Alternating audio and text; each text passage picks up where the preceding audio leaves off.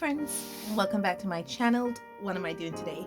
Today we're looking at part 3 to my ink testing debacle. I had given these 24 hours to dry before testing them with the different mediums.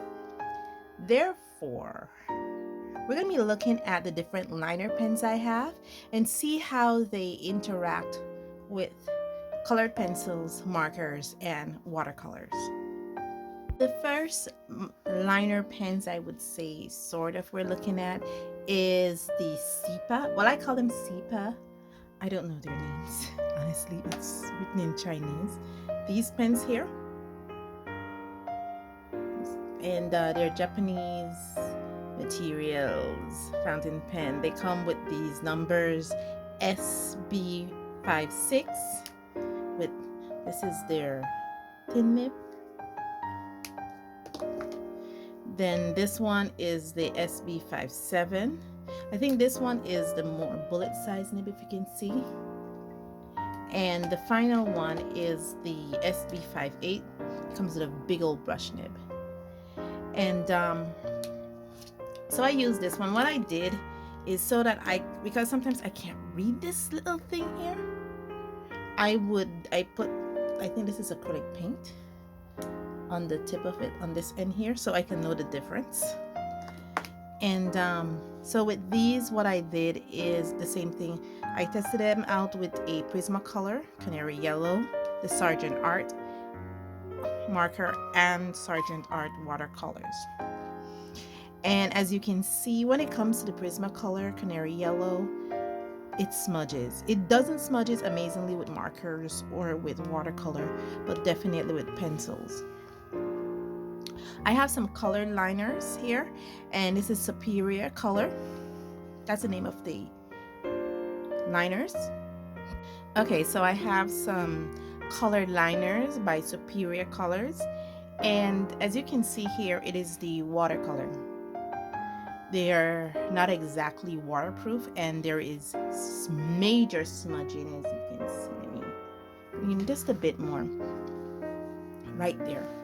Next up is the Marabou fine liners. I think I got this when I invested in the Jazzy Arty box, the first box Jazza brought out, and these held up pretty well, except when it comes to color pencil, they really did smudge right there, if you can see.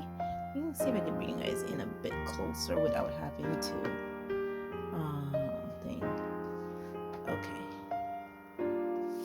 Next up, we have the Copic Multiliners, and these did not hold up to color pencils, if you noticed.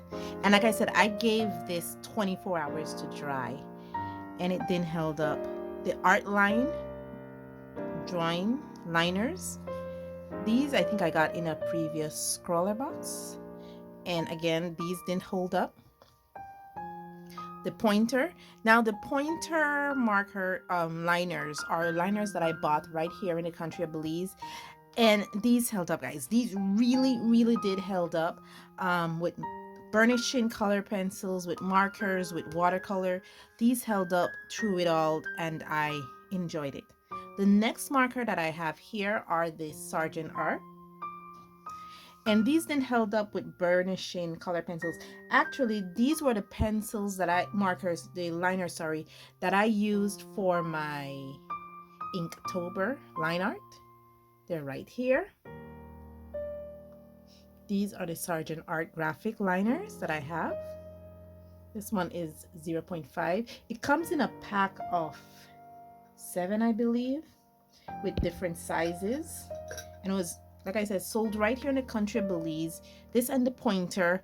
But if I was based on this test, I think the best one would be the pointer. And I also believe that out of the two of them, pointer is the more cost-effective one versus the Sargent Art, which is a bit more higher in cost. I got this liner too in a previous box, one of the art subscription box that I like to test out. This is called Central Pen, and these couldn't hold up to color pencils. This was some liners that I bought in here in Belize. They're called the Basic Faro, and it didn't hold up to watercolor. It didn't hold up at all. You guys notice it started to right there, it started to smudge a little bit. Winsor Newton, I have some Winsor Newton liners. Again, I think I got that in a previous scroller box, and it didn't hold up at all to color burnishing color pencils. Neither the Tombow Fude pen. I think one of these came in the Jazza box. It didn't hold up, guys. It really didn't hold up. And so these are representation of all the markers now, all the liner pens that I currently have. After I did this test, I did not buy any more. I did not buy any more liner pens. So this is it. And it's 1, 2, 3, 4, 5, 6, 7, 8, 9, 10, 11. There's 11 sets here. Different types of liner pens. I didn't buy any more. I'm trying to get through them, especially now that I discovered fountain pens. It's been a revolution for me. The other type of pens that I test out here is some like miscellaneous pens that I have lying around. Like for instance, I have some big markers lying around. I have some Sharpie pens lying around, and I have the Pilot Precision pen lying around. And I just wanted to see how these held up with the different mediums. And so the big marking pen is something like a Sharpie fine point. I have a representation here of it. Here is it, big marking pen. It's kind of like a Sharpie ultra fine point. And as you can see, these don't hold up wonderfully when it comes to alcohol-based markers. Then I have the Sharpie pen, and it doesn't hold up to burnishing color pencils, nor does it hold up to alcohol-based markers, but they're all water soluble except for the Pilot Precision. That is not a water soluble pen, so that held up with burnishing color pencils and the markers, but not watercolors.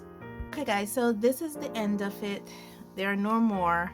I started testing fountain pen inks, then I did my dip pen inks, then I did some of the handmade alcohol inks that I have and fountain pen inks that I have, and then I test out the liners right here, liner pens that I have, all of them, and then I test out some other miscellaneous pens that I have.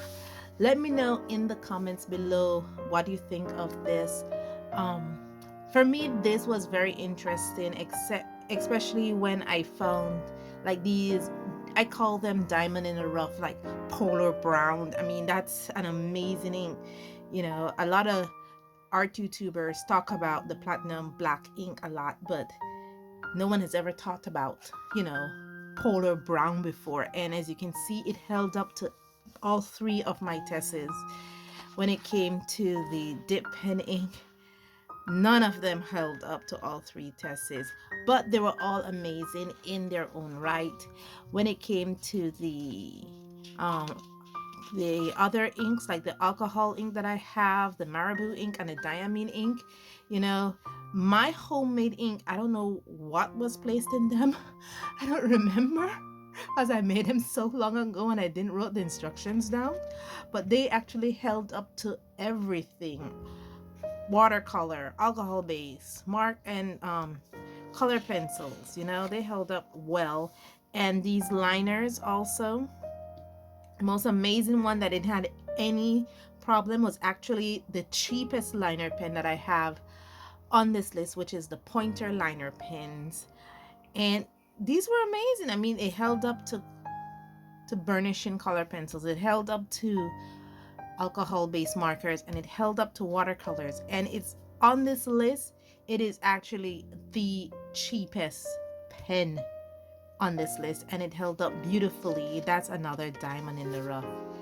And when it comes to these, again, they have their strengths, what they're good for, and also they have their stuff that they're not so good for. And these kind of tests really allow me to test the limits of my art supplies Anyway, guys, this is all finished. Let me know in the comments below what you think of this. And as always, stay safe, stay blessed, and I'll see you in the next one. Bye.